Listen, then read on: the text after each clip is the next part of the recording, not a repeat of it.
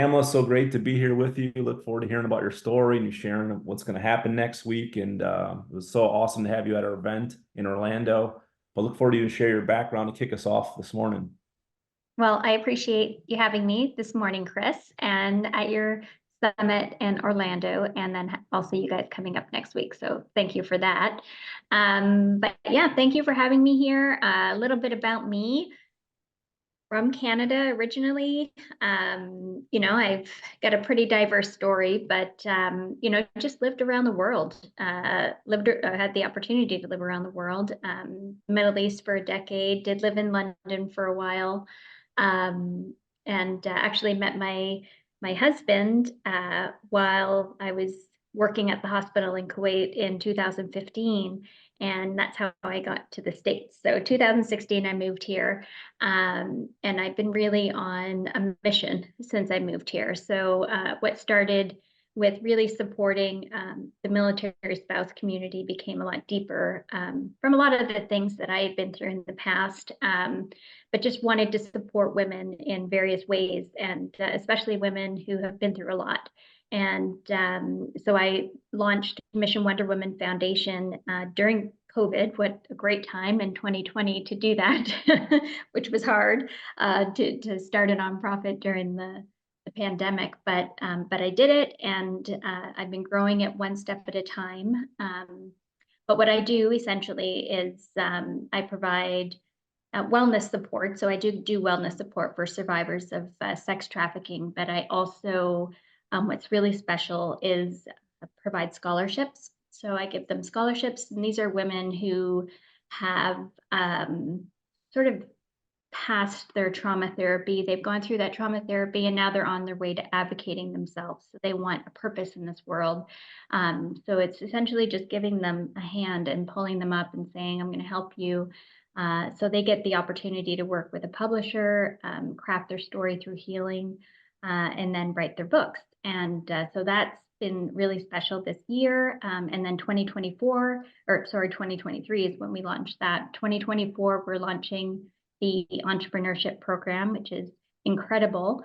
That program is an SBA award-winning program that was gifted to us. So we've white labeled it for Mission Wonder Women.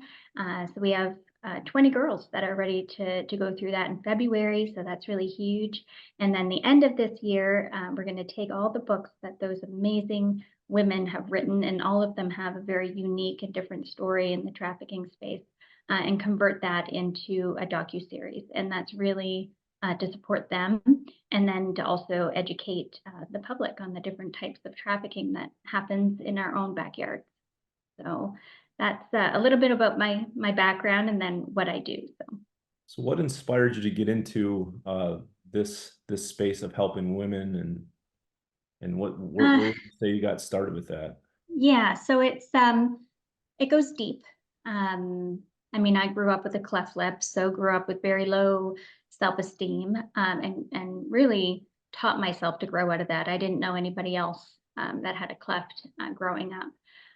So really built, I think, a thick skin, just learning how to be confident and having a cleft. And then my ex-husband was from the Middle East. So we had moved there when I was very young. So I was only just turning 21 when I moved there. And that was before 9/11. So really saw a lot in that decade. I mean, I was there during the war, during Operation Iraqi Freedom, and never left. So built a shelter, in my house, and experienced that. But I also witnessed the first women's right to vote in Kuwait. So that was pretty incredible to witness such a thing. And that was, I think, 2005.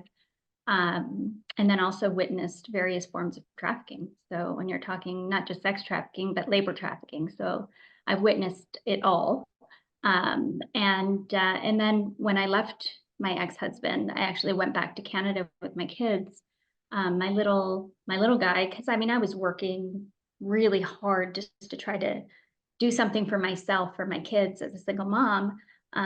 So I entrusted, my little guy at a very reputable daycare and was doing night classes and, working at the store all day. And lo and behold, I ended up finding out that one of the gentlemen that worked at the daycare was abusing children, and we believe my son was one of them. So that was really hard as somebody that was young and naive and trying to make something of herself. So, I mean, I'd say that really spun me getting into doing what I'm doing. And I mean, I didn't sleep for 3 years. 3 years, it was nightmares, sort of the going back to, I should have known this, or I should have done that. Or when I think back now, and I mean, I was young and I didn't really understand. There was no term for trafficking then. There was no term for, I mean, we knew there were bad people out there, but I lived in a community that I thought everybody was nice, and they're not all nice. And I'm pretty open to that now, and realizing that. But yeah, I think all those experiences in general have accumulated to me being strong enough and confident enough to know that I can just be one person and make a difference in this world, and then take the experiences that I've had and then do something with it. So Absolutely. You yeah. are one person doing amazing things, making a difference in many people's lives. I'm inspired watching your stories that you share every single day, the things that you're doing, the people that you're helping. Talk a little bit about what's going to happen next Thursday and what's brought us Yeah. to that point. Yes. So honestly, I don't even know what brought me to this exact idea of doing that. In 2021, I mean, I was an athlete back in the day. So when I was young, I was actually the first female amateur boxer in East Canada. So I was from Moncton, New Brunswick, Canada. And so I've had 9 fights, no losses. I walked out of that, pretty, it was awesome. I could have kept going with it, but I was just stubborn and I wanted to try all the things. So, but I have that background as an athlete, and then kind of, it's like I was plucked out of the earth, and I didn't do anything athletic for about 15 years. And then when I came to the States, and my husband had his first deployment after we got married, and I looked at myself and I thought, I just turned 40, and I thought, oh my goodness, I am not letting myself go. There's no way. There's no way. I didn't have muscle. I wasn't, I'd had 3 babies by then. And I just thought, you know what? I'm going to, and I wasn't allowed, and I say allowed, to wear a bikini for, all my 20s in a bathing suit. So I thought, you know what? I'm going to change that. And I signed up for a bodybuilding competition, never bodybuilt in my life, I bought the shiniest bikini I could find, and I worked my tail off for 5 months while he was deployed. And I did my first natural bodybuilding show after 5 months.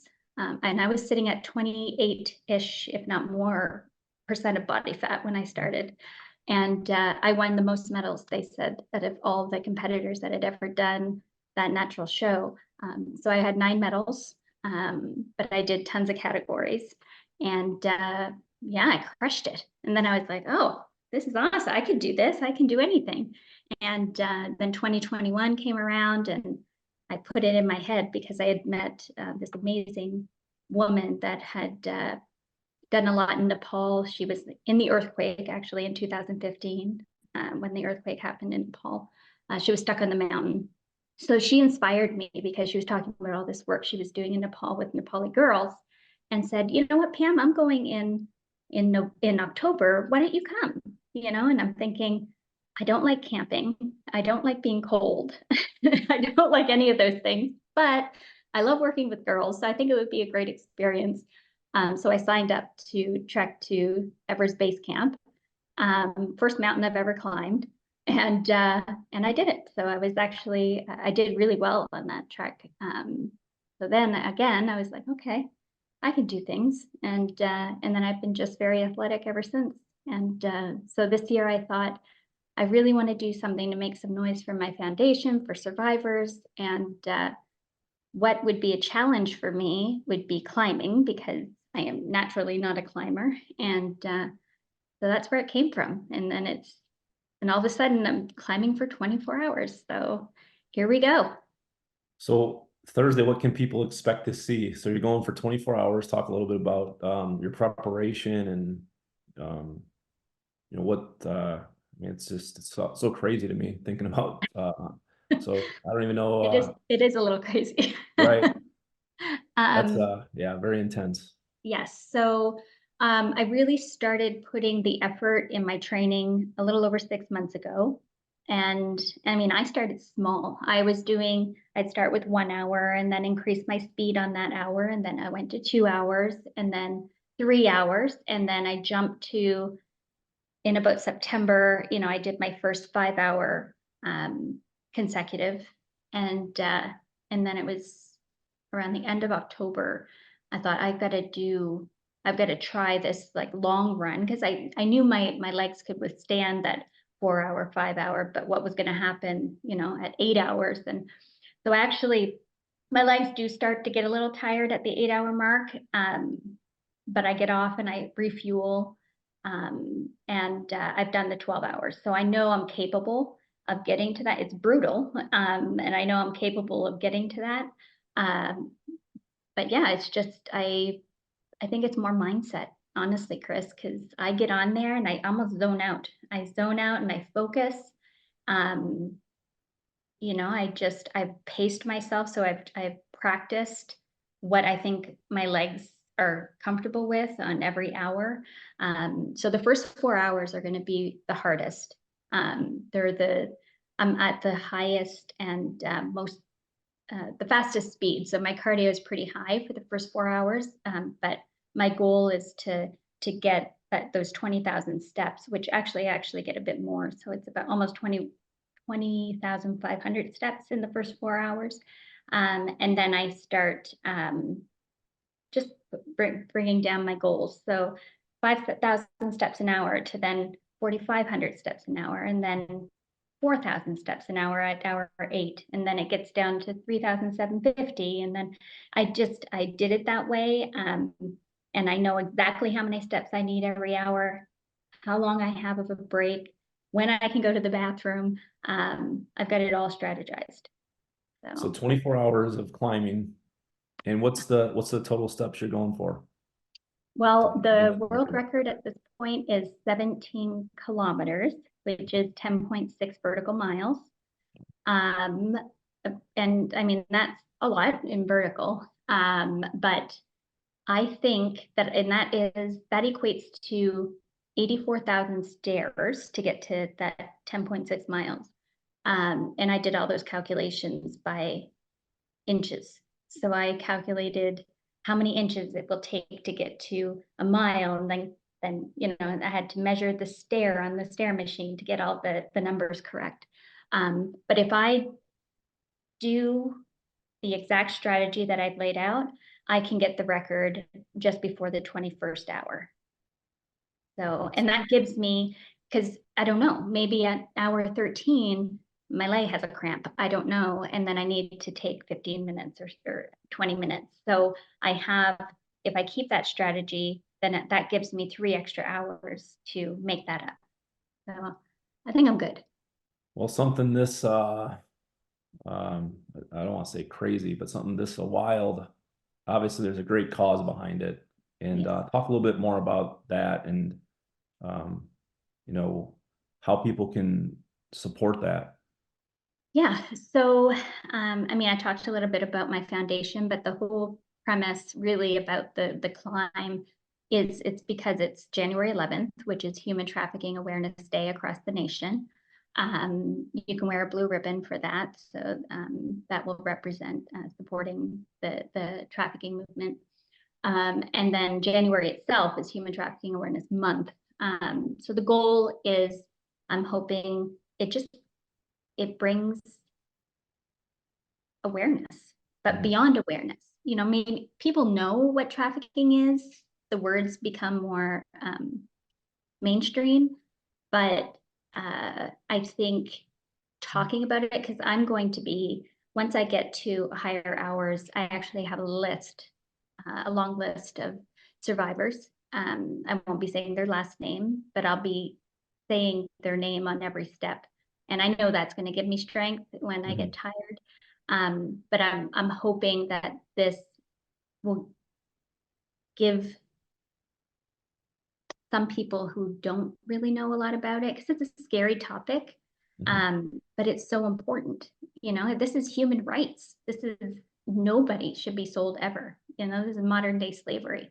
So I hope it gives people the know all to just maybe get off the live stream at the end and do their own research, maybe look in their own communities and think, okay, well, what can I do in my community to support this? Because there are nonprofits everywhere doing work in this field, and they all need volunteers. They all need people to share. They all need the support.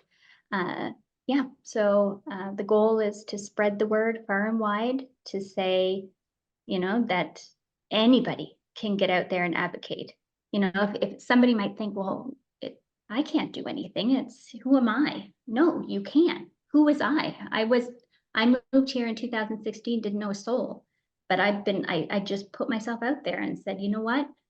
If I don't do it, I mean, somebody else can do it, but the more people that do it, the more noise we can make. So yeah, it takes a village, and it's going to take a lot more than me and you and you know, the organizations that are out there to make a difference. So yeah. Absolutely.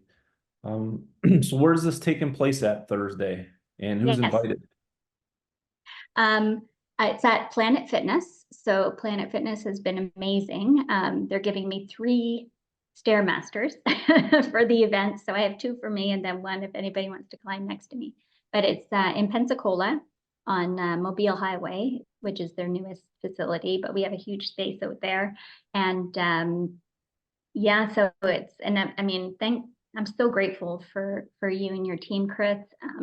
I wouldn't know how to do a live stream if somebody asked me for 20. So I'm so grateful for you guys just to support me on that. And then honestly, my electrolytes, that's all I've been drinking the entire time is the hydrate. So I really appreciate that, and using the product too. So that's happening in Planet Fitness. And then I have some other local amazing sponsors that like Fleet Feet. They supplied some of my shoes, and you know, made sure I had a shoe that was actually bigger than my shoe size, because they were like, we think your feet are going to swell at, you know, hour 15, so you need a bigger shoe. So they've been great on that. Yeah, so it's just great, amazing local support. I actually have a couple survivors that are going to come out and say a few words right before I start climbing. So I think the live stream is going to start around 8 a.m. Central, which is 9 a.m. Eastern time. And I have the sheriff coming out, a couple survivors, and I also have a friend of mine who some of the viewers might know, but Roy Jones Jr., the boxing champ. Yes. He's coming out. He's been a huge supporter of mine with some fundraisers and stuff. So he's going to come out and see everybody. And I think he's gonna sign some gloves, and I might do a raffle or something at the end just to keep things fun. But yeah, it's just amazing community support. People can come in, so it's open to the public. So I do have quite a few people come in to stop in just to root me on. I don't know how much I can talk, but I'll be waving. And it's gonna be fun. It's gonna be hard, but it's gonna be fun. It's just a amazing cause. Where could people find out more information? Do you have a website they can find out more information on the cause? Yes, so it's missionwonderwomen.org, and if you go slash mission-climb, it'll bring you right to the climbing page. So missionwonderwomen.org slash mission-climb, and you'll see everything about the climb, what it's about, how many stairs I have to do, all that. And then there's links to the support page. So the support page will bring you to the donate page. You'll get an instant tax receipt on every donation, but that goes directly to our scholarship program. Great. If someone wants to connect with you or follow you on social, where are you most active? That's a good thing. I'm trying to be active everywhere, and there's so many, Chris. I'm So, trying. I am trying. I would say Instagram is good. In at Pamela lower underscore Bolado. So Bolado. So Pamela underscore Bolado on Instagram. I do have a climbing page on Facebook. So it's Pamela Climbs for a Cause on Facebook. And I think I'm going to probably have the link on there too, but even though it's going to be coming out of your YouTube page, I think. Is it YouTube that it's coming out of? it'll be live streamed on Yeah. FITTEAM Global YouTube page. Yes. Yeah. So, but yeah, you can follow me on Facebook. I love LinkedIn. So anybody that's on LinkedIn, I'm on there as well. Just put Pamela Bolado in Google because I'm the only one in the world. So you'll find me if you Google me. Yeah. Awesome. Awesome. Well, I'm excited to see you next Thursday. I think it's going to be an amazing day, and just so impressed that you'd even attempt to do something. Um, it's going to be a remarkable feat. Thank you. Well, I really appreciate you and your team. And thank you again for having me down in Orlando. I got to meet so many incredible people down there, just the nicest group of people. And I've actually stayed connected to quite a few on Facebook and things. So that's been really wonderful. And yeah, I'm excited for next week. So let's see what happens.